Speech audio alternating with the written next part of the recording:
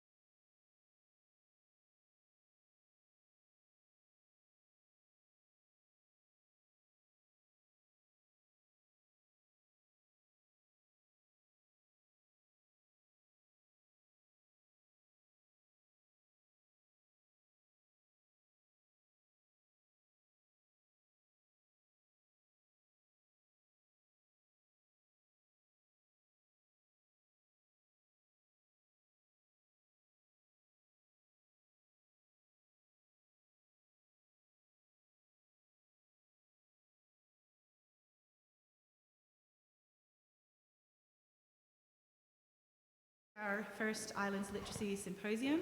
This event was funded and made possible by the Scottish Library and Information Council SLIF Fund, which is the School Library Improvement Fund. So there's a lot of elements to that which I'm going to briefly talk about later on. But before we kick off this morning's discussion and conversations, which hopefully we have time for at the end of today as well, I would like to introduce Scotland's Makar and Stornoway. Are you a townie? No. Ooh, sorry. No. Did you tell me this? No. Are you from back? No. Okay, knee shock? It's getting Almost. worse. Getting closer. I'm from the Siar. I'm from Shatterbarvis. Oh, there's some houses for sale up there just now. Yeah, if you wanted to move back. No, thank you very much, Peter, for coming today. And he's meant to have a little bit of a chance to introduce because we've brought him here at great expense, but it's been all cut short. So yeah, he's got a few words to say to us in his role as Makar and in his understanding, I suppose, of the island ways. So, over to you. More than thanks, Rennie. It's a real honour to be here. I'm going to keep this short, don't worry, because I know that the most important things are A, coffee, and then all of your voices rather than mine. I was asked just to say a few words about books, about libraries, about how important they are. I'm really lucky. I've been really lucky in the libraries in my life. I still remember the library van pulling up at the end of the road once a week, and you got to go and ruffle around in the boxes. If it was a good day, there were still some Asterix books left over. If it was a bad day, it was Tintin. But you know, you have to make do with what you can. And then getting the first library card, coming into Stornoway, getting to go and look through the shelves for yourselves. Nancy Drew, the Hardy Boys. And then shortly after that, Dostoevsky and Emile Zola. And so I can trace my life through the libraries I've known, from Stornoway to Trinity College Dublin's Long Room Hub with the Book of Kells in it, to Emory University, which has, I think it's a £120 million library building funded by a tech billionaire who happened to be one of their students once and just gave them all of the money in the world. They have most of the archives of Irish poetry of the last 100 years there. Resources are important. Obviously, if you can find a tech billionaire that you would be happy to do business with, great. But otherwise, the resources and the libraries I've been luckiest with are to do with the people in them, and it is the librarians who make them living spaces. The library van is only as good as the library van driver who knows exactly what the person in number 33 wants and makes sure that it isn't given away to the person in 32 who won't really like it. And it's all about creating an atmosphere and environment where you have not just an archive, but a living archive, where you have the sense of books that are you encourage people to read, an environment that is created where people can have as much fun as possible, but also can hide. Because for me, libraries and archives are also fantastic places to hide. Don't make them too bright. You need to have them bright and comfortable and welcoming, but there always has to be a comfortable space at the back that you can just build a wall of books around yourself and go into your own little world. Every library, at its best, opens secret doors into yourself. Libraries are very Gothic spaces.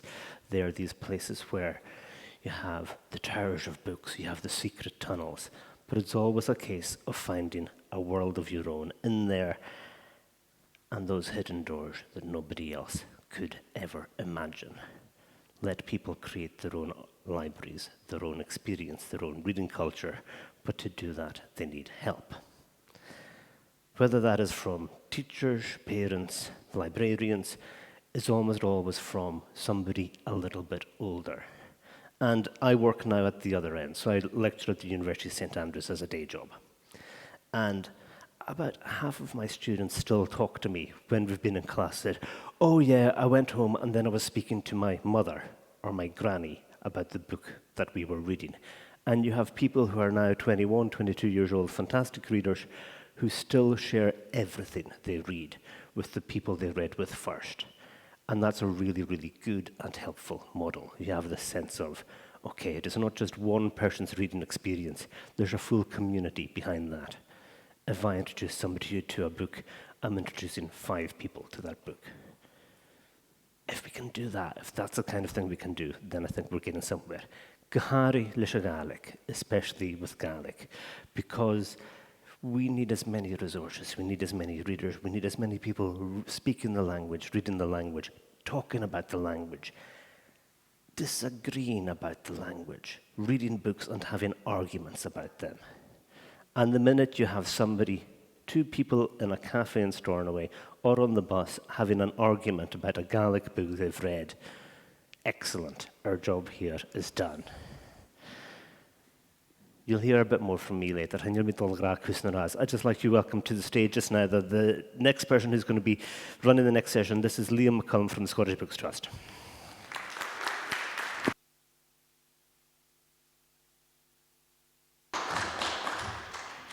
Thank you very much, Peter. I'm from Macleod, so I'm all too aware of what the mobile library experience is like, and now I know where all the Asterix books were going, leaving the mainland, destined for the islands. We've heard a little bit there about libraries, the importance of libraries. They are terribly, terribly important spaces. But what I'd like to focus on just now is children and young people and their reading attitudes, because ultimately we need people to use libraries. And some of what I'll say is a bit stark, perhaps, but it also opens up opportunity and where we can perhaps help and provide some space and opportunity to build on this and hopefully motivate young people to see the importance that we see in library services. I work for the Scottish Book Trust, and I'm joined here, I have the privilege of being here with 2 of my fantastic colleagues, Anna Dericourt and Clara Owen. If you see us, come and chat to us today. But we work for a national charity. We've been on the go since 1998. And this is our mission statement. We believe books, reading and writing have the power to change lives, and a love of reading inspires creativity, improves employment opportunities, mental health and well-being, and is one of the most effective ways to help break the poverty cycle. That's all research and evidence-based as well, so we know the myriad benefits that come with reading and a love of reading, lifelong love of reading. But when we delve a bit deeper into reading attitudes, looking at young people in particular, we turn to the National Literacy Trust and their annual literacy surveys. That is the broadest sweep in terms of information gathering around what young people's attitudes are towards reading. And the numbers aren't looking great. I've got some UK-wide numbers in the first instance here from the 2024 annual literacy survey. Only 1 in 3 18-year-olds say they enjoy reading, that they take pleasure in the act of reading.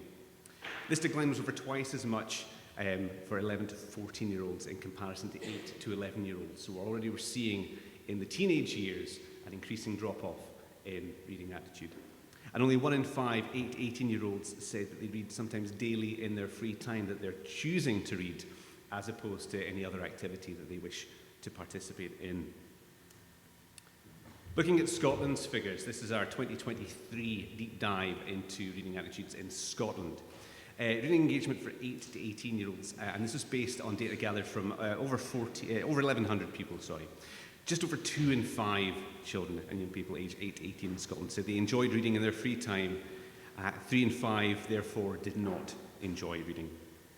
And alongside supporting their literacy skills, what the young people had said was that reading can help them to relax, feel confident and happy, as well as developing their knowledge of the world and empathy for others. A recognition of the benefits, but just not enough young people are enjoying the act of reading.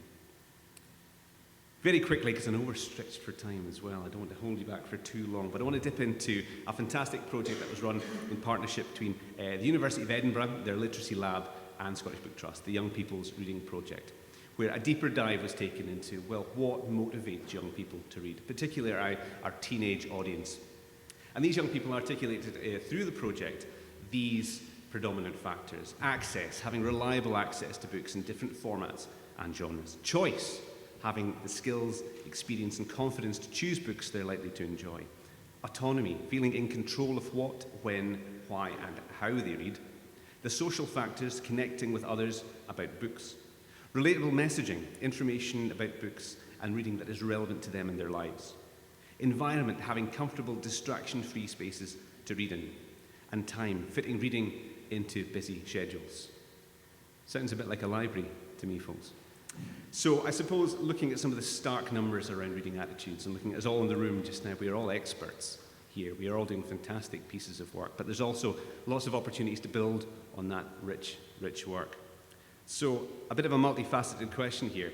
How can we help? Scottish Book Trust as an organisation, how can we help you and your island communities? But also everybody in this room, how can we help to safeguard libraries, to encourage and motivate young people to read, and to safeguard reading for future generations? I'm now going to hand you over to some of the experts in the room. We have some fantastic speakers this morning who are going to share with us the great work they're already doing and stir the conversation to see where we go from here. Thank you very much indeed.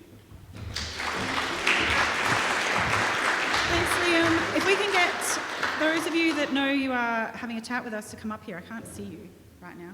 Where did Eilean go? She vanished. Angela. Oh, sorry. Hiding. Yay. Where's Hannah? Is she coming? Is she hiding? Is she hiding in the bathroom? Let's go, folks. Up you get. We're sitting on stage and we're all talking at the same time. No, I'm joking. Who else? Oh, Peggy, Catherine, come on. Just to talk to you, getting everyone up at the same time. Brilliant.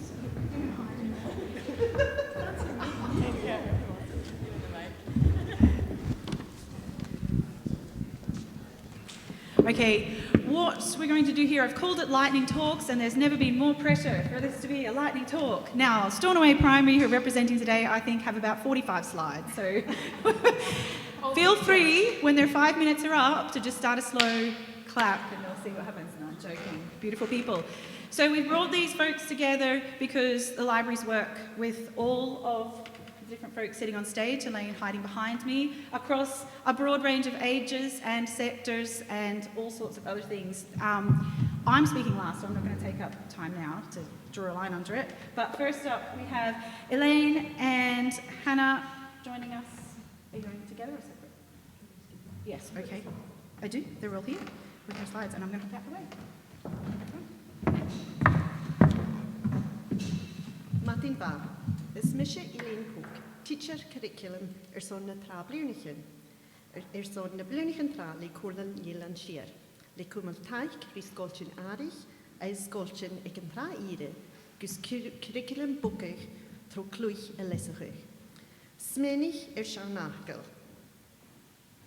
Yn haunsachych og yn haunsachych boioch. The essence of this Gaelic proverb is evident in current Education Scotland national documentation, particularly the national guidance realising the ambition. The importance of interactions at the earliest stages of a young child's life is crucial. Current research demonstrates the essential brain connections being made in the first 5 years. The benefits of bilingualism are also well evidenced. Initial research from the Institute of Neurosciences at the University of Barcelona studied 131 babies in pregnancy and in the early weeks and first months of life. The babies who had heard at least 2 languages before birth had a specific brain response. They recognized a greater range of speech sounds from human speech. Further research results from this study are expected next year. Sianachal Ile.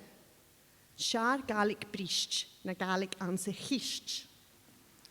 Our current Cwlyn Eilean Siar Gaelic language plan states the desirable outcome of more opportunities for parents and carers to learn Gaelic along with their children in the early years. A sector-leading Gaelic first policy, together with a sensitive correction policy, encourages parents, practitioners and children to learn together. Evidence of a collaborative approach in action will be shared by Hannah from Adult Education. And I'm also delighted that Fiona Macleod, manager from the Stornoway Childcare Centre, is with us today, showcasing their ongoing Gaelic Improvement Plan project with the 0 to 3 age group.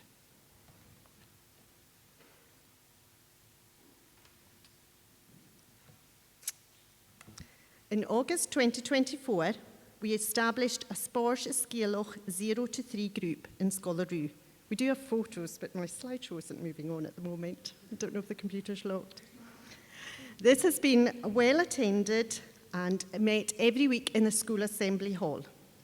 Johan MacDonald and I both completed our book bag leader training. Sharing Gaelic stories, songs and rhymes in the school has been a very positive experience for all, as you can see by the photographs. We like to use the term taking a nurture approach to Gaelic. The book bag app has been well used by parents, including one mum who shared that their little boy only settles when she sings Gaelic songs. Spleidic Jess and Spleidic Tua are very busy early years mobile Gaelic environments. As you can see, Bookbug likes to go on tour, alongside well-loved characters like Katie Morag and the Rainbow Fish. Bookbug was also delighted to meet the Gruffalo on World Book Day. This was a session in Scolaroo, and the Gruffalo was very happy there. They both had fun singing with the other children in the Bathe. Of us. The support of Martin and the multimedia team who are with us today has allowed us to create a digital legacy resource which can be accessed using the QR code on screen. The Leor Oran has been accessed in many countries around the world with over 1,000 views. To celebrate and share our Gaelic successes, we have collated stories, songs and resources that support our practitioners and teachers into a Padlet for easy access. You'll see from my colleagues in Stornoway Primary, they're always very busy, so it's good to have something that's easy to access. This has been well used and will continue to be developed to support our Gaelic learners and our Gaelic medium children. It has been a pleasure to share highlights of our Gaelic early years stories. As educators, professionals, and community members, we can support the children's stories as they are successful learners, confident individuals, responsible citizens, effective contributors, and the Gaelic communicators of tomorrow. Moran Tang.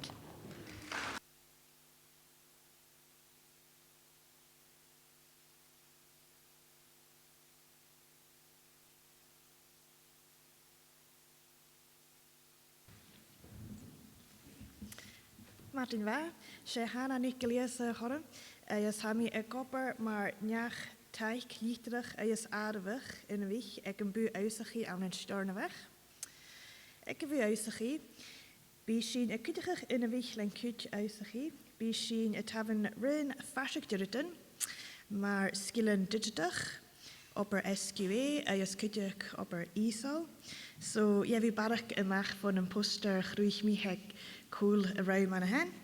So could you een paar jam opper bij me could you den je les een Gaelic ake could you? So en nu gaan we de Librarian rijf met je Gaelic family learning. So hartstikke Gaelic family learning maar project vielet sna Scotland. So ha Gaelic family learning games parenten is look oprig Scotland arig ha gopper le clown wie is adult tro film tro mian na Gaelic.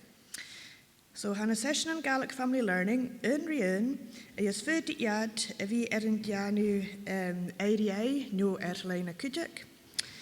So han a session janu fraggerig is on femeligen in jaar. Or is tolle differ dinge wie a gopper at differ written is had differ dinge gopper hier en ander jaligt. So good session Eilean a gerig Deutschland. Weet je hier scanner een QR-code has je feken aan de hand? So, maar dat hoort me roeien. Ham je taven en sheriff show doluk oprig scholarig kudjuk. So han ik in het kurum glanje Stornoway hukum. Is een kudjige lesje project lessig jaken. Bij me til in het kurum glanje uurs en jaken is. Je spelen ook oprig ake een jij urigite luim in Rien zo die is een goed Gaelic ake lessiger is zo'n glaune goediger je ha zo wie naar korm Eilean wie ik op lijf Johan Macleod is Eilean Pook en Macleod is kudig look oprochs na skol arich. Is ha manager like Morak Fletcher. Vi guma taike lesha project show. So levi goel pars the project he na koren higioklad. So how good is our community learning and development? A chorgig, maar has you faken aan hen 3 punten. Yes. Han opper Gaelic rijmjes na view uitsagie. Vi gemaster de vigil. Yes, skaatschen han ik film alle behukum. Schon skudig kuus higioklad skrivig een klarig lienake. So hier parste aan hen. So, tap leven schon eerstuk.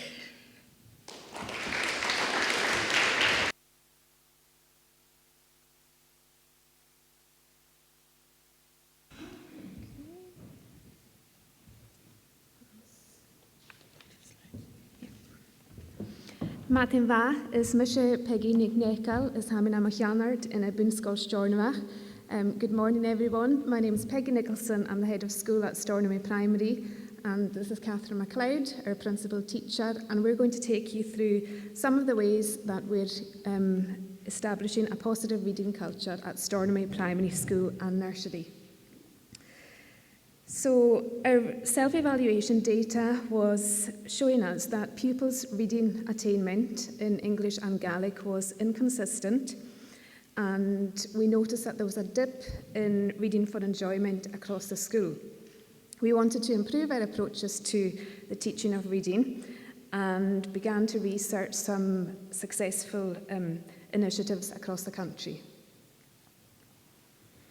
We began by evaluating our reading scheme, our main reading scheme. We felt that this reading scheme was outdated, and it was based on sight vocabulary development, which we felt that some pupils found challenging, and we felt that it was slowing down the reading development of some of our children. Children were finding it difficult to decode the words. We spent a lot of time researching different reading schemes that were available nationally, and we eventually settled on a scheme called Read Write Inc. This is a phonic-based reading scheme, and it follows a systematic approach to the teaching of reading, and it starts at nursery and follows children right the way through to primary 4 or later for some children. It takes into account our learners with additional support needs and those who may have a poverty-related attainment gap. We also purchased some interesting and engaging novels for the upper school, along with high-interest, low-level, dyslexia-friendly reading sets. We then began to set the foundations for reading for enjoyment, ensuring that all pupils in all classes were given as much exposure as possible to high-quality learning activities based on real-life books. We renovated our school library, and we have timetabled our classes to weekly slots in the library. Our school librarian runs a library club every week, and pupils can come and borrow books and take them home to read, and these are books in Gaelic and in English. We have been inviting members of the local community. I'm seeing sitting here at the front. And members of the local community have been coming in to read stories to our children in both Gaelic and in English. We have been consulting pupils along the way and asking them about the books and the authors and the books that they wish to see in both the school library and the class libraries. We've been enhancing our partnership with Stornoway Library, and here is a picture of some of the pupils that have recently been to visit. And we've also been encouraging our families to take up the library membership and encouraging visiting of the library during the weekends and the holidays. We also take part in initiatives and celebrations such as World Book Day, and here we've got some pictures of our primary ones who recently came down to the bookshop and spent their vouchers and all took a book home. So I'm just going to pass you on to Catherine now. Okay, we were told to have about 5 or 6 slides, but we went with 24. So we actually, they're mainly pictures just to keep you interested. So what we have, We encourage all teachers to share a story every day and to spend time discussing the themes and messages within books. We want to ensure that all learners have regular time to read texts of their own choice as well. We also have reading buddies, older classes linked up with younger classes, and the older pupils model good reading skills. It allows older pupils the opportunity to develop their fluency as well as their confidence and leadership skills. So taking that a little bit further, the Primary 7 pupils have created puppets to help engage their younger audience. Puppets really help the interactions and allow children to transform themselves as part of the story when listening to sounds, stories and rhymes, and that's working really well. Another positive approach that we've taken is sharing stories and books with the older generation. The children and adults read aloud to each other and share books in Gaelic and English, and we believe the intergenerational connections formed through reading continue to inspire and enrich the lives of the older generation as well as the children. We have had a close partnership with Lanntair over the last number of years. The Macleod Book Festival is fantastic, and it gives us the opportunity to host authors within our school or to go out to in Lanntair and take part in author live sessions. So pupils are then really inspired by the authors and want to read all their books. So it is really encouraging reading. So then moving on, our Reading School's journey began in August 2023 when our senior management team took part in a CLPL session on Introduction to Reading Schools. We were very interested and we could see the value of this initiative, but we weren't quite ready to embark on the journey at this stage. Then following on, Jen Grange from the Scottish Book Trust got in touch in April 2024, and she was keen to get Eilean schools involved in reading schools. So we had a Teams meet where she gave some information about what reading schools involved and the journey they would have to take, and this was a really supportive session, and we were inspired to include reading schools as part of our 2024-25 school improvement plan. Following on from this, in August 2024, at an in-service, we were chatting to Chrisanne at the promotional stall that they had at the in-service in the Nicholson, when I mentioned that we were very excited as we were about to embark on our Reading Schools journey. So in the background, Rennie heard the words and quickly came over and explained that she was looking for a pilot school within the authority to take part in Reading Schools. And so Stornoway Primary were very excited to accept that invitation, and the rest is history, really. But no, what we then did was, at a recent in-service, we worked alongside Rennie, Finlay and Chrisanne from the Western Isles Library to introduce Reading Schools to our staff. And we used the Scottish Book Trust PowerPoint and video, which were really beneficial. And then staff brainstormed to see what we already do and what we would like to achieve as we begin our journey. So we then used the level quiz to establish where we were, and we identified, although we were doing a lot of things to promote reading and to develop our reading culture, we realised that core level was where we should start and what we are working towards. So following on from that, we conducted pupil, staff, parent surveys to establish where we're at. And we established a reading leaders group and created an action plan. So here's our reading leaders group, and they're all very enthusiastic to begin the journey within our school. So we're now on our journey with the Scottish Book Trust and the Western Isles Library supporting us, and we cannot wait to see where it takes us. Thank you.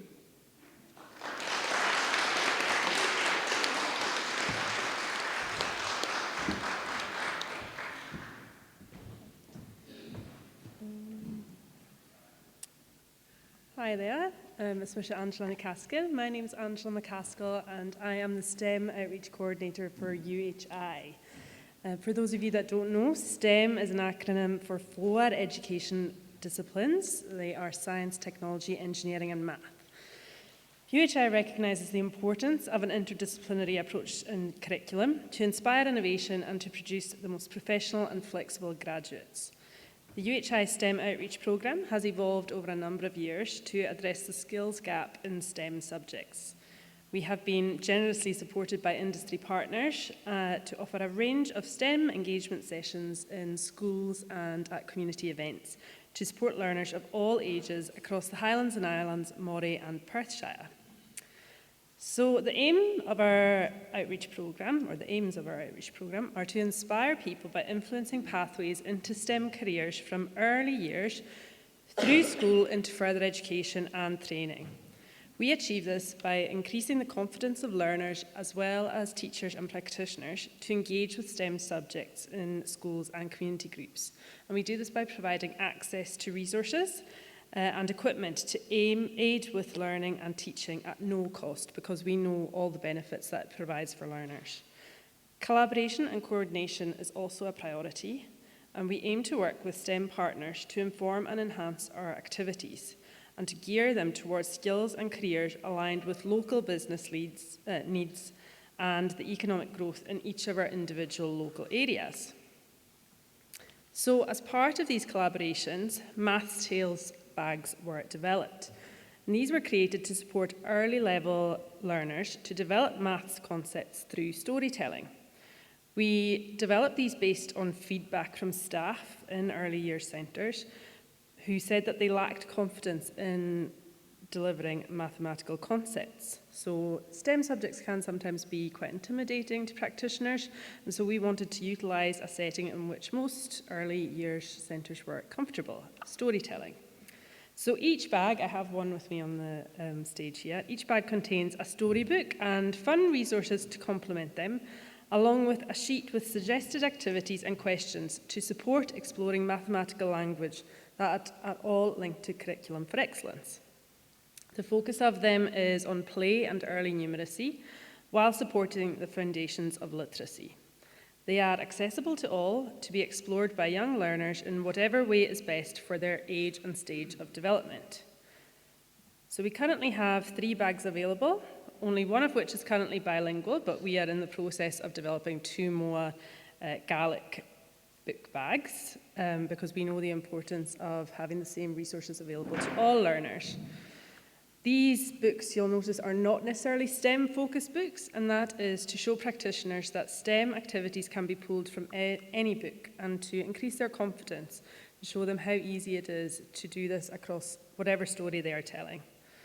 We know the benefits gained by developing literacy skills alongside their STEM skills.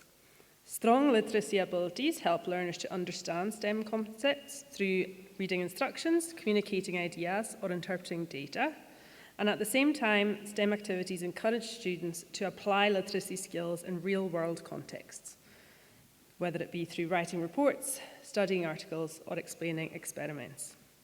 So together, these skills can support young learners to think logically, express ideas clearly, and develop a love for learning that should support them throughout their education and career. Thank you. I've kept it to 3 minutes.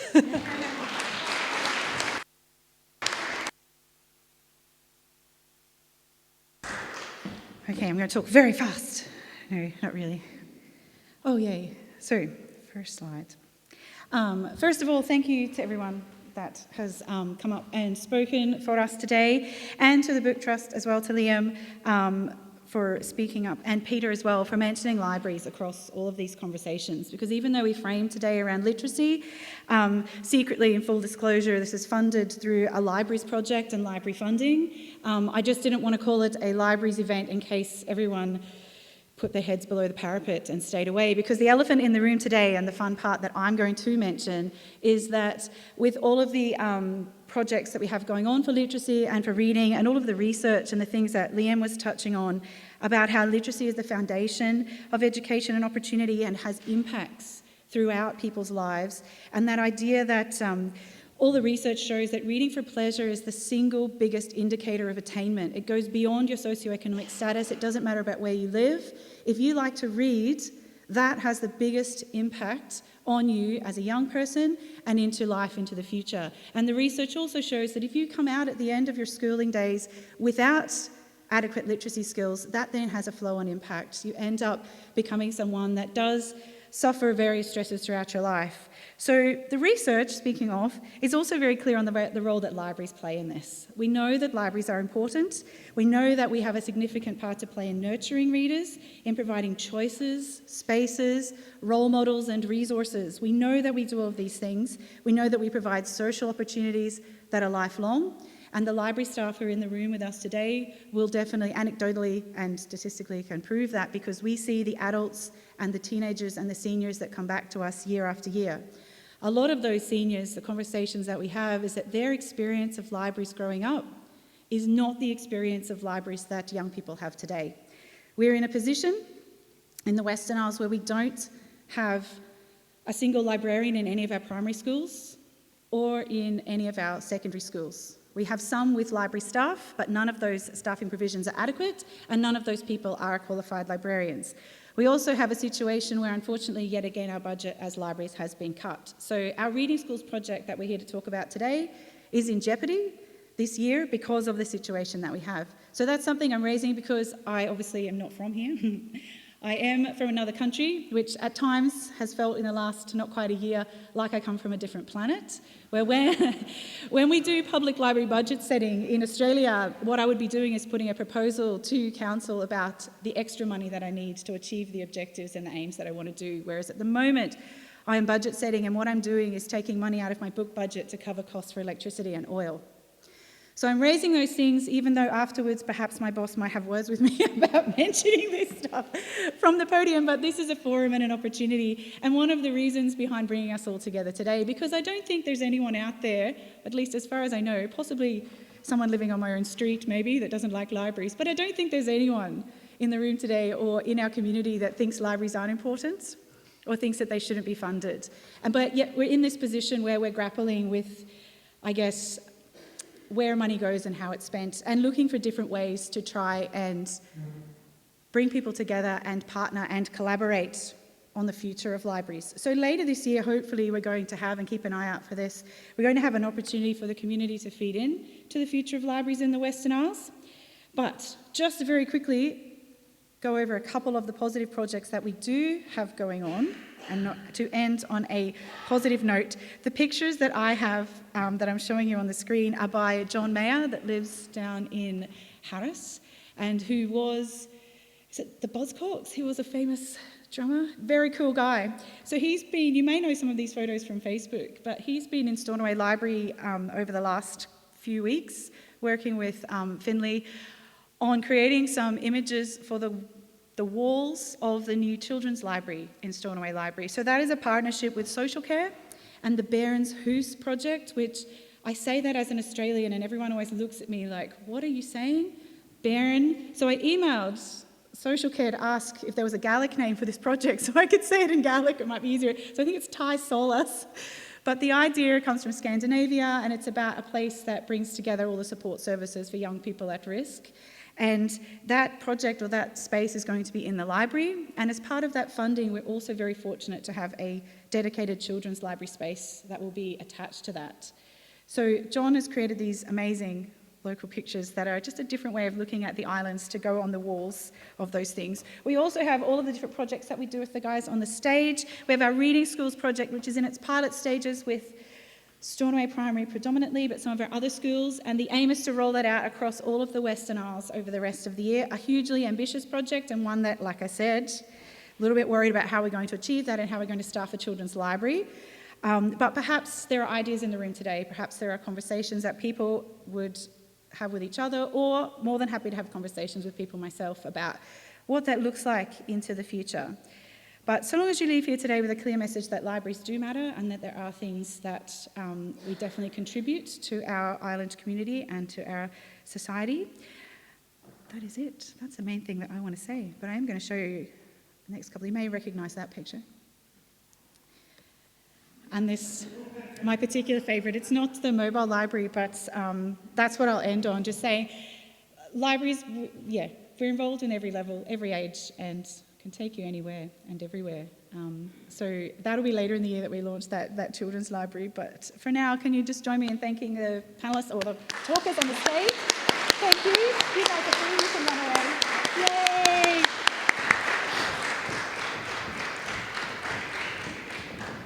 And tomorrow we're going with the Book Trust and some of our library staff to Stornoway Primary, to their library, to do a library makeover. We've got boxes of new books that we got through our SLIC funding and some very cool stuff to overhaul their library. We've also got some maybe leftovers that we might bring for your lunch as well, just quietly. So our second phase of today is a panel discussion chaired by Agnes Rennie. Thank you very much for coming. And if those folks would like to make their way up to the stage, that'd be fabulous. The topic of this is building and strengthening a Gaelic reading culture. And that's something that I just want to highlight. Over the past couple of weeks and months, the library service has engaged a Gaelic librarian as well as a Gaelic arts development officer in partnership with Lanntair and employability. And those are boys, which is very exciting in a library service, which I probably shouldn't say, but it is nice to see some diversity. And part of that job for the Gaelic Arts Officer is working to develop our foundational apprentices that we have in the library. And they're here with us today, most of them, so thank you for joining us, folks. But apart from that, I'm going to hand over to Agnes, who's checking her watch. I'll leave that picture on for you. Da plaats, Rennie. Elsin am a chloench casgilior. Cool the room. Can you hear me? Okay. The back of the room, yeah. Well, happened matting. Agus happened corum. Some kuat. Fine, you had a hint J. Lee going. Nan do a shalton you gonna grow son of a show you. Have one of the cash for 1,002. Welcome everyone and welcome to Donald, as I just said. I was just checking that if he joined us all the way from Shetland, but no, he's joined us from the other end of the country, which is still quite good. It's really, really interesting to have a room full of people who, and all the topic is books, and books in the broadest sense. I've in a previous life, I worked with books, not in a library, not in a bookshop. I was never a writer, but I was involved in the publishing of books, and I've always considered that as being one of these little cogs in the wheel and the engine that actually lets us have a morning like this and lets us all enjoy the books that writers write and write very well.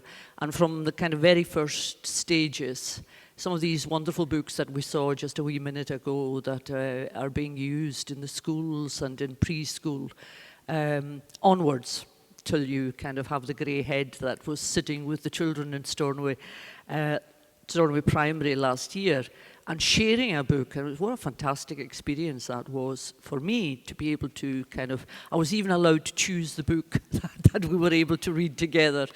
So today, enough of me. I am joined here on the stage by Peter, whom you met earlier, so I don't need to run through his CV. I'm actually not going to run through anybody's CV. So what you're going to get, I'm sorry, Finlay, having provided with a very comprehensive biographical note, the life story of everybody who's with me. I happen to know all of them. So, Peter, you've met, the Siar. God forbid that he would be a townie. He is not a townie. That, of course, just does contribute to his personality. Johan Smith, who I've worked with over many years, who has been very involved in books, writing, editing, translating Gaelic books over many years. And now I think in your new role with Bethesda as, remind me of your job title again. Activities and Wellbeing Coordinator. How wonderful that knowledge of books and that love of books is now being shared as part of that job. Sean Macleod, I've known Sean for a long time too. And Sean is one of these people who brings huge cultural experience to many jobs. And now he's working with the library service and with Lanntair, I think it's fair to say, as an arts coordinator, cultural coordinator, and of course, a large part of that is the Gaelic work that involves. And right beside me, Finlay, Maclennan. Finlay, who I've worked with most recently in Outer Hebrides Community Land Network Organisation, And Finlay has made a kind of seamless transition to the library service, which I'm very pleased about. And once again, it's a Gaelic post, bringing all that third sector experience into a community outreach job. And obviously, I guess there'll be some internal work to do there too. Just a few. So I've been given 3 questions, and the 3 questions I think have been shared with the panel. But before we start, I've already said to Rennie, I may stray from the questions. Depending, we'll make this a conversation rather than a question and answer. But I will start with the first one. And I hope we will have a wee bit of time to maybe get some questions from yourselves just before we wrap up. But feel free to raise your hand if you have a point you really want to make, and I'll keep an eye scanning the room. We have, I think, where is Rennie? She's hiding behind the podium. Yes, but we'll upset the tech team if we do that. And we don't want to do that at this stage. So we've got half an hour, 20 minutes. A half hour. You have the half hour, she said. Without further ado, I'll read this question. This is because I know that Finlay went to great bother to write it down. So, and pitch it as a good question to start with. So, we've got an incredible, even a unique Gaelic collection, and I would agree with that, actually having fed into it from Agnes over many years, and the huge number of books that actually have come into the library and held by the library, probably one of the best Gaelic collections I think there is in a library outside of universities. And so maybe starting with yourself, Fadric, on that one, as you are familiar with that end of the spectrum. But how do you think that collection could be used maybe better, different kind of way, to build a Gaelic reading culture here in the islands? I think the main thing is making it accessible and alive in as many ways as you can. We don't know what's there unless we're told what's in that collection as readers or as writers or as people who want to use it as a resource. So the things that you listed there are great library vans, literacy classes. We're in this really weird moment because we're on the cusp of, or we're well into a digital age, but we're between the oral tradition, the book tradition, and the digital tradition. And trying to find as many ways as possible to combine all 3 of those, I think, would be really useful to celebrate the language, but also to allow us to use it in different ways. Our reading culture quite often starts as a listening culture, as you're being told a story and then you develop into that. But we are also in a digital age, and so bluntly, it is a resource that could be used to make money as well for the libraries if necessary, to try and use this as something that could add value to the service. And I, as somebody who lives in Edinburgh, would love to be able to have as much access as possible to the resources of Stornoway Library as I could, as a Gaelic speaker. And it's trying to think of different ways in which these things can be thought through anew. Or made accessible in as many ways as possible. I'm going to keep it as vague as that.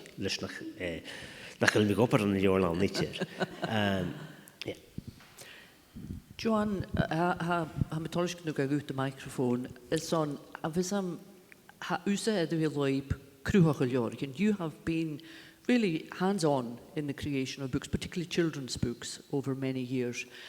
I think it's also worth noting that you were very involved in the Gaelic editing of Island Women, which was a brilliant book, not for children, but obviously accessible to children. So I wonder how you see the library, this rich collection that we have in the local library here, how it could help to increase people's access to books. Well, I think in addition to what Peter was saying there, I'm thinking of all the kind of local community hubs we have now, whether it's, the Uras and Goss and the Communiatri Niche, your Hall and Bars, all the different ones throughout the island. It's probably sometimes bringing things out of Stornoway and taking them to the rural communities, because for some older folks, they don't leave their own communities, or they can't, or it's difficult, or to get transport, or they can't afford to hire the taxis that are available. There's lots of different issues, a whole plethora of different things. So I think once you know that something is there, it's then how to access it and how to share it with as many people as possible. So because we have all these communities now, all these halls or spaces where folk gather, do we have book clubs in our communities? Or call them something else? Because I think even the term book club, people think, oh, like a group of academics, and they feel that's not for me. I'm not an academic, therefore I don't go to a book club. And for many people in our islands as well, I think a lot of them who maybe didn't go to further education, who didn't have to read in order to read books or to study for any length of time in order to get a job, a lot of them, what they read are the local community magazines, which are an excellent resource. So in some ways, people will read them before reading a book because they're very intergenerational. So you have the preschool pictures in it, going out, turning the soil, and then you have somebody who's got their 60th wedding anniversary, all in the one book. So I think more use could be made of that as a catalyst or as a medium to have further conversations intergenerationally. I mean, maybe they are being used in that way in some of our schools, I'm not sure. But I know when I read them, I just think this is an excellent resource to be used in that way. Does that answer your question? It does. I think, the other topics that we've been asked to cover, we'll come back to some of these. Sean, you have quite an extensive background in drama, specifically. And the new post really has a much broader remit than that.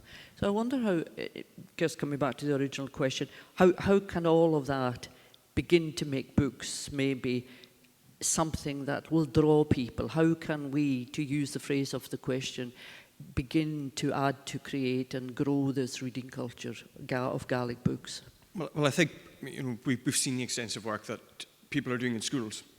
That's a huge amount of work that's being done between schools and libraries. And I think from a point of view of the archive, we need to be supporting that. And the archive is a brilliant chance for us to be able to tell the stories of the communities, stories that belong to children, young people, older people. We've already heard of intergenerational benefits and using community hubs and experts that are already there. We have some of the best historical societies that are around, and I think taking, like Johan said, taking that information and these stories to these communities and showing a benefit within the community, not just within the school, because the school can't possibly be expected to be the sole bearer of creating a reading culture. We have to do it as a community and as a people, and that's both in Gaelic and in English.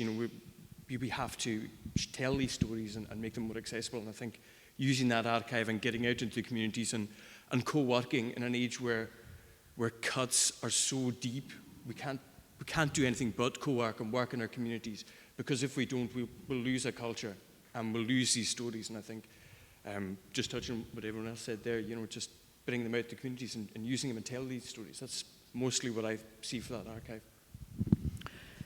Finlay, I guess what I'm going to ask you is what your job description is. When I finish my induction, I'll let you know.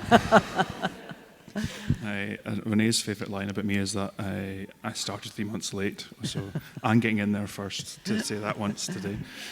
A year late, goodness.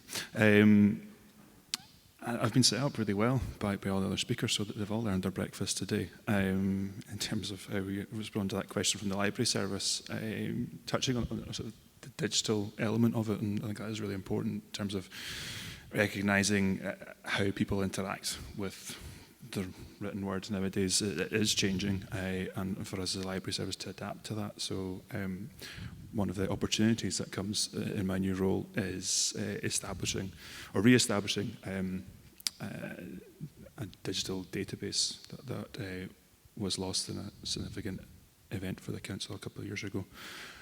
Well, we have a website facility where we can digitise lots of material, and there is lots of incredible resources within the Gaelic collection and library. It's not all very clear at the moment. We tend to speak about it being hidden in the dark. If you go into the library in Stornoway, I think it's maybe just a tech issue. The light is broken, so it does look like it's in the dark.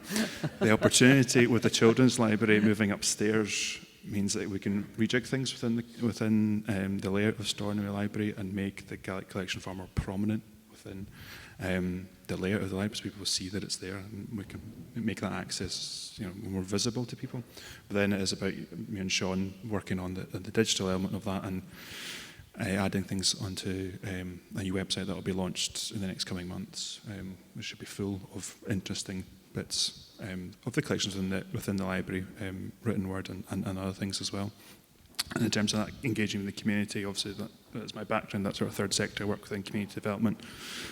Hopefully got reasonably good connections and still some good friends in that sector that we can reach out to, and in terms of bringing the library to them. And as we think about service changes as a result of the changing in budgets in the last couple of weeks, sort of reimagining how we use the mobile service could be including that element of taking books to community hubs where people are already going to be.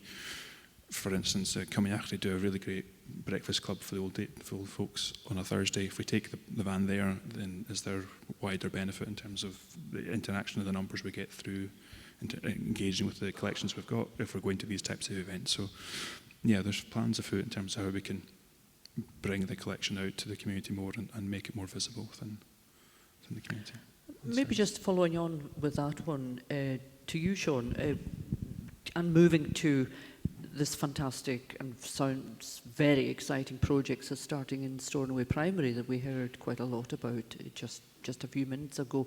And, the next question is really about how can, and it's just probably picking up on what you just said there, Finlay, how can we then start to see more work happening between, for example, schools like Stornoway Primary and the library, where the library is able to feed resources and the reading and the encouragement of reading grows from that? Yeah, I mean, we've kind of touched on up till now, and I spoke just before about co-working and identifying people and opportunities, and I think identifying these people and opportunities within the library service and showing that we value it as much as we do education in schools is a huge thing. But you've been fortunate enough to share a story of your own choosing with young people, and I'm sure you, like me, when you have the chance to read to children, it's not necessarily reading, it's telling a story and having a conversation as you're doing it, and the value of that is huge. The library is a brilliant space, and when we can utilize it more and be able to do things like tell our stories and have conversations and have young people thinking, these are ideal areas and ideal resources to be using.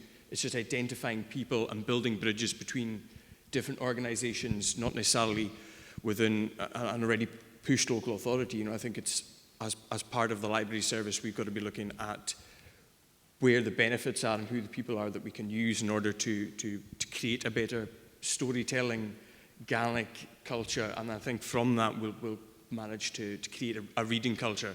But it's a long process, and I think it is to do with co-working and identifying the strengths that we have as a library service and the strengths that we obviously have in the education department and the great work that's been going on. And the more people that we can put into schools that young people are not seeing every day, can identify somebody who's got stories or got language, is beneficial. The more young people see out in the communities that they value, that's surely only a good thing. Johan, one of our earlier speakers made such a used such a good phrase, and that was reading for enjoyment. Reading and reading for young people, and you've been, as I've mentioned a couple of times, involved in, taking books, often from English, particularly the involvement of the BookBug books, which are a fantastic resource, as we know. And children receiving these books, it doesn't really matter to a child whether it started off as a Danish book or an English book or what a book, it's a book, and it's in Gaelic. So looking at the library development in Stornoway Primary, how can we make it even more enjoyable?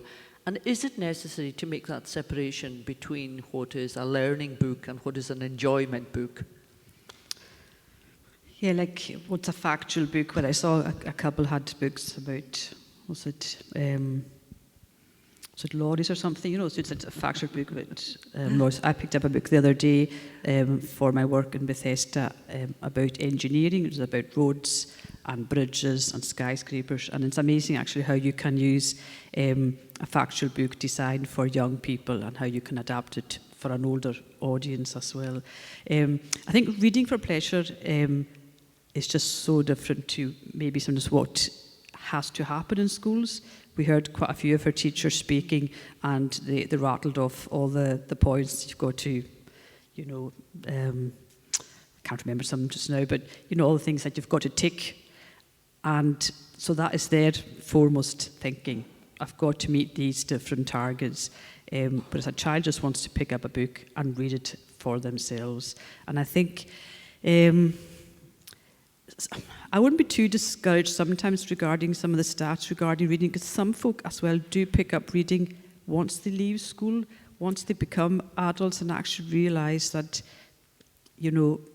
reading is actually very good. Maybe they go to college, they go to university, and they start reading, and they're able to read things of their own choosing to a certain extent, I suppose, the things that are kind of pushed on them. But being a mum of three kids, maybe two who read very easily without much instruction or having to say, right, read something tonight.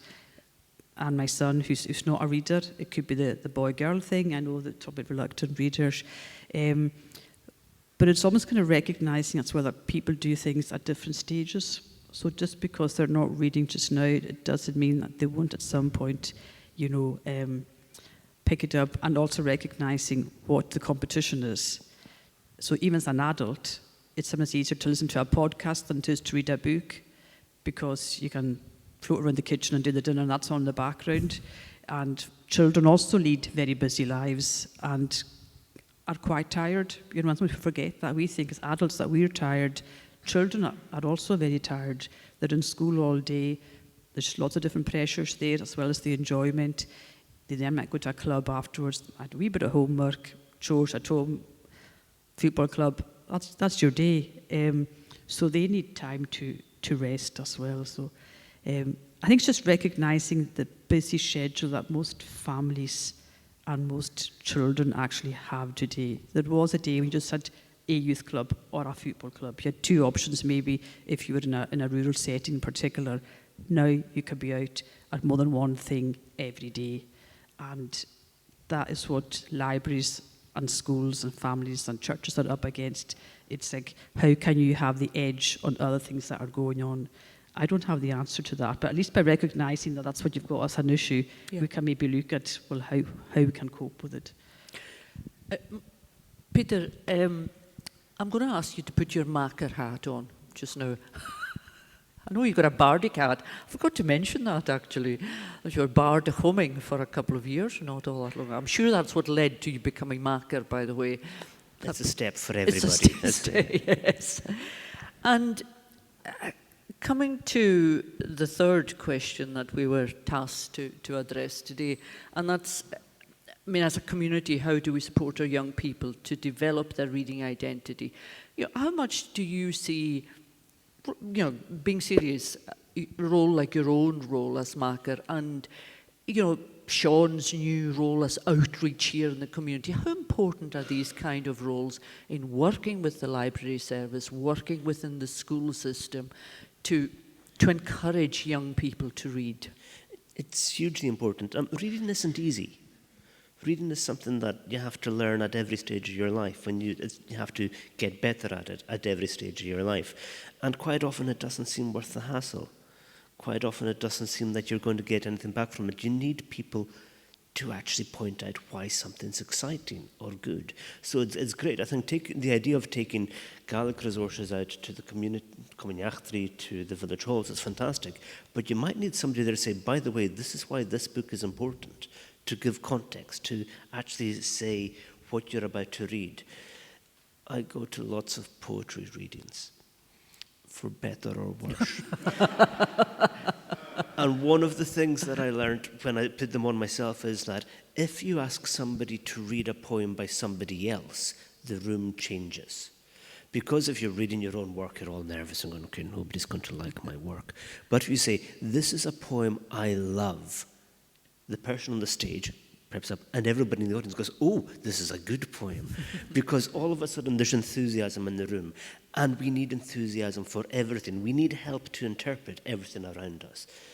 Rhaid of Operion Gachar do fantastic work publishing and translating Gaelic books. I never knew Spagan existed in English until about the age of 30, for example. But it's really hard. We don't have that many resources. So the resources that we do have, we have to tell stories about. We have to tell, whether it's to early years, primary school, or adults, say, this is why this particular book, you might think you're not going to get anything out of it, but you are.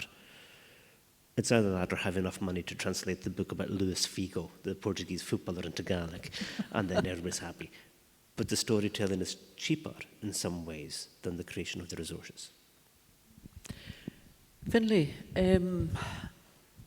I wonder how you see your own role now in feeding into that process and picking up on what Peter said there, and to some extent what Johan said too, in terms of how you reach children, how you don't make children feel guilty about not reading. I think that's a really important thing too, that we do acknowledge that young people come to reading in many different ways. For myself, it was an escape, I have to be honest. I don't know how all of you kind of developed reading, but I remember reading voraciously, and the travelling, we've spoken about it so often today, but mobile library at primary school, stopping at the school gate, was just something that we awaited with bated breath. Whatever they had, it didn't really matter in a way. You knew you would find something. But we're at an age where there is much more competition. And I guess that's maybe something that we haven't, we've mentioned digital, but we haven't really explored it to any extent. So I wonder where you see that. Yeah, I think the important theme that both John and Peter picked up on there was that literacy and reading is a journey that we go through our lives. Obviously, the work we do at very early stages sets the foundation for that, and that's why there's the importance in terms of the early years work and the Reading Skills Project, in particular in terms of modelling that reading to people at a very early age, so they can carry on in their lives, taking up reading as part of what they do for pleasure. But given that there are many different demands and there's all sorts of access to various different digital resources nowadays, in terms of whatever they're looking at on Minecraft or YouTube or whatever it may be, it's about us making clear that reading is still an option and providing a variety of resources that are of interest to them. So one thing that's I know is very popular just now is for the young boys in particular is the Dogman books, and I flicked through and gone, there's not many words in this, but it's because that's what they're interested in. There's lots of pictures, but there's words as well, so they are still reading, and it's in terms of making sure we're creating or providing the right type of resources for them and what's going to grab their interest. And I suppose it's important to recognise how far we've moved on. We were hearing recently from someone who's in the room today that when they were at university in the 80s, there was 4 or 5 Gaelic novels to be found in Glasgow University Library. And thanks to the work of people like Makar and many others, the shelves are a bit fuller now, so there's a wider range of options for people to pull on. And it's in terms of our role is to make that more clear and apparent in terms of what their choices are and what the options are. And but just recognising that any reading is good reading, I suppose. Okay, that sounds like a good kind of almost finished statement. I'm just going to see if there's any. Yeah, Donald.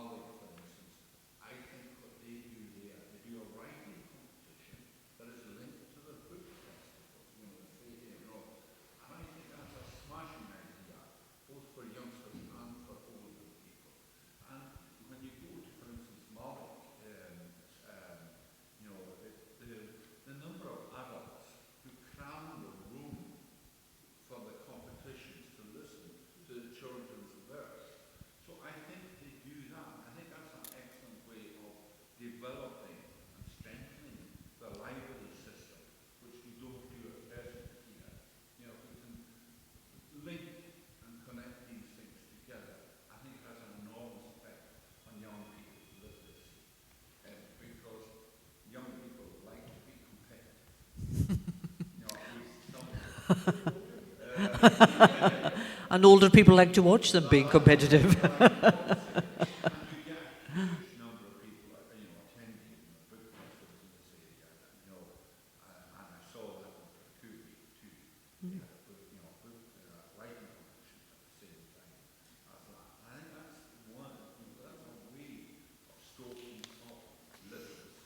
Yeah, good.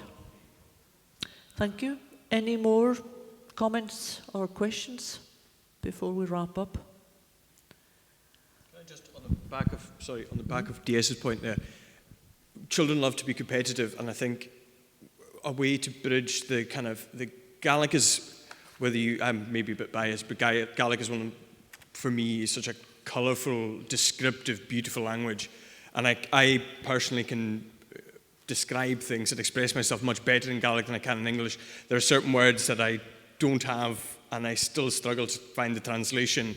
And I think with things like encouraging creative writing, we will maybe shorten that gap in being able to express yourself well in Gaelic, because I find that without the oral traditions being kept up as strongly as they were when I was that age, there is a bit of a gap in being able to express yourself well in Gaelic. And I think in terms of encouraging that creative writing and competition and, learning these oral traditions will definitely strengthen that. So it is something I kind of support DS in there a lot. I think it's very, very important.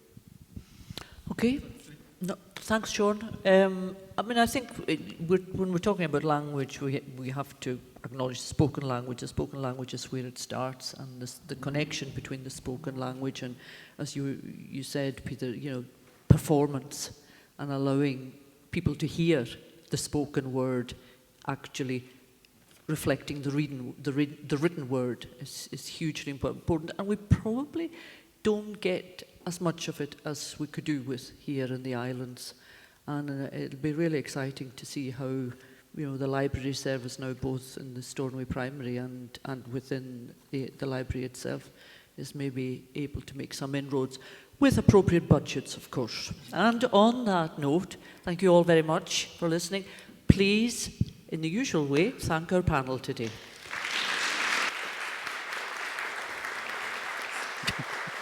All right.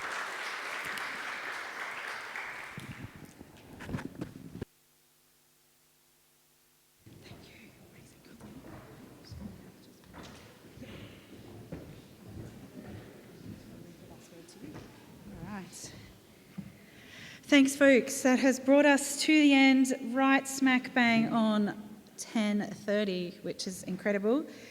I'm just going to do a quick round of thank yous, and then I'm going to hand over to Peter, who's much more qualified than I am, to leave some parting remarks, even if he is from the north end of the island. Now we've established. Yes, west side. I'm never going to get it. So, before I get on with the thank yous, a couple of things just from the panel and the speakers today. Hopefully it's apparent that libraries have a part to play in our community with literacy and reading. My favourite part was the bit where people were talking about how we read at different life stages, because one of the reasons for this event and the ideas behind this event is that literacy and reading can't just be the school's job. We can't leave it just to the education system, because people leave the education system and then go out into the community. And we have this incredible statutory service that provides that intergenerational opportunity for people to continue learning throughout their life, and that's our libraries. At the current rate of budget cuts, not to talk about that again, we will have no libraries in the Western Isles by 2030. So that's just something to take away with you today and to remember. We need to find ways to move forwards. And we had some suggestions on the stage and some ideas, and that's things that certainly as a library service we're more than open to and very keen for people to come and chat to us after today about that. So let's go from here, stick our heads, arms, legs outside our silos, have some more joined up thinking, which are my two favourite expressions to use as an employee of Coral and Eilean Siar. But before I finish up, I just tap a love to all our presenters, to our panel today for speaking, as well as to our early years team, our adult learning, family literacy speaker. Where's Hannah? In Gaelic, answer Gaelic, which absolutely, I messaged Finlay and was just like, Hannah's my hero. Oh, good on you. Thank you for doing that. Angela from the college, to Catherine and Peggy from Stornoway Primary, who are my new BFFs with all of our projects that we're doing. I said the panel members, and some of them work for me, so they know that I don't thank them, they just need to work harder. And then, of course, the Scottish Book Trust for coming all this way, and can't wait to talk to you more later on. To Megan and the girls from Sandwich Bay Candles, Onboard Hebrides with Rosemary, to all of you for coming today. It really means a lot to us that you've showed up to support the work that we do. And do help yourself to breakfast and things as you go, and make sure you check in on the way out the folks at the back of the hall who've come along today, the speech and language, Makar, and I'm going to forget the other one, and I'm sorry. Occupational therapy, yes, and the book bug, yes, so have a chat to them on the way out because they're also partner workers. But I'm going to say the last thank you, no I'm not, Peter, thank you, but my most important thank you is to the multimedia team, because when I first met Martin, I thought he just made Gaelic stickers. I've since discovered that he does quite a lot of other things, and he has been working tirelessly to put all his tech gear together and record this for us. So this will be available on our YouTube channel. The libraries have a YouTube channel, which I recently learned. So you can check in later on and see what we discussed today. And we also, Finlay's job is to put together just a bit of a wrap-up of today and some of the discussions. So you will be getting an email from us after the event. It's not spam, just asking for some feedback, some very short questions to put ideas and thoughts in there. You can do it anonymously if you like, and we'll be collating that information too. So that's all from me. Over to you.